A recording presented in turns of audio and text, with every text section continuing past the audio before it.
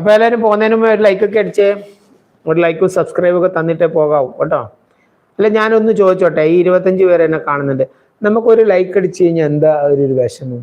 ഞാൻ എന്നെ സംബന്ധിച്ചിടത്തോളം ഉണ്ടല്ലോ, നമ്മൾ കാണുന്ന റീൽസിലും അതുപോലെ ഇതിലൊക്കെ ഞാൻ ലൈക്ക് അടിച്ച് സബ്സ്ക്രൈബ് ചെയ്യാറുണ്ട്. എന്തുകൊണ്ടാണെന്നറിയോ? നമ്മൾ നമ്മൾ റീല് അല്ലെങ്കിൽ ഷോർട്സോ കാണുമ്പോൾ വളരെ ഈസി ആയിട്ട് കാണുന്നുണ്ട്.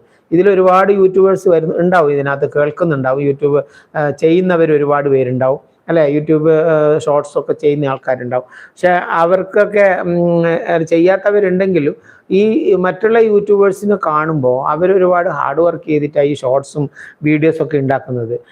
അപ്പോൾ അവർക്ക് എല്ലാവർക്കും ഒരു ലൈക്കും സബ്സ്ക്രൈബൊക്കെ നമ്മൾ കാണുന്നവർ കൊടുത്താലല്ലേ അവർക്കൊരു സപ്പോർട്ട് ആവത്തുള്ളൂ.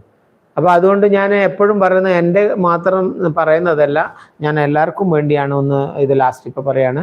നമ്മൾ കാണുന്ന ചാനലുകളൊക്കെ ഒന്ന് നമ്മൾ സബ്സ്ക്രൈബും ഒരു ലൈക്കും ഷെയറൊക്കെ ചെയ്യാൻ ശ്രമിക്കണം.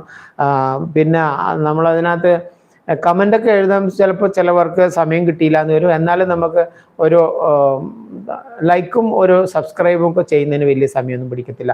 അപ്പോൾ അങ്ങനെ ചെയ്ത് നമ്മളെ എല്ലാ യൂട്യൂബേഴ്സിനെയും ഒന്ന് സപ്പോർട്ട് ചെയ്യണം എന്ന് ഞാനിത് ഈയിടെ